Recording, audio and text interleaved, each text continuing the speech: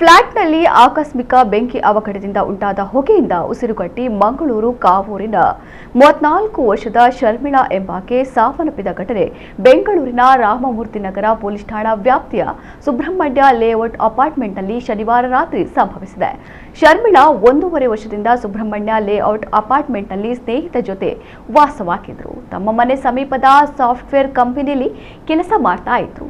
ರಜೆ ಇದ್ದದರಿಂದ ಈಕೆಯ ಸ್ನೇಹಿತೆ ಊರಿಗೆ ತೆರಳಿದ್ದರಿಂದ ಒಬ್ಬರೇ ಇದ್ದರು. ರಾತ್ರಿ 11 ಗಂಟೆ ಸುಮಾರಿಗೆ ಮನೆಯ ಕೋಣೆಯೊಂದರಲ್ಲಿ ಏಕಾಏಕಿ ಬೆಂಕಿ ಕಾಣಿಸಿಕೊಂಡು ದಟ್ಟವಾದ ಹೊಗೆ ಆವರಿಸಿದೆ. ಆಗ ಪಕ್ಕದ ಕೋಣೆಯಲ್ಲಿದ್ದ ಶರ್ಮಿಳಾ ಕೂಡಲೇ ಆ ಕೋಣೆ ಕಡೆ ಬರಲು ಮುಂದಾಗಿದ್ದಾರೆ. ಇದೇ ವೇಳೆ ವಿದ್ಯುತ್ ಸಂಪರ್ಕ ಕಡಿತಗೊಂಡಿದೆ. ಹೀಗಾಗಿ ಕತ್ತಲೆಯಲ್ಲಿ ಕಿಟಕಿ ಹಾಗೂ ಬಾಗಿಲು ತೆರೆಯಲು ಸಾಧ್ಯವಾಗಿಲ್ಲ.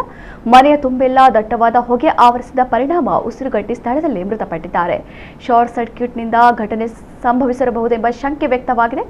1 ವರ್ಷದ ಹಿಂದೆಯಷ್ಟೇ ಶರ್ಮಿಳಾ ಕೆಲಸ ಅರಿಸಿಕೊಂಡು ಮಂಗಳೂರಿನಿಂದ ಬೆಂಗಳೂರಿಗೆ ಬಂದಿದ್ದರು.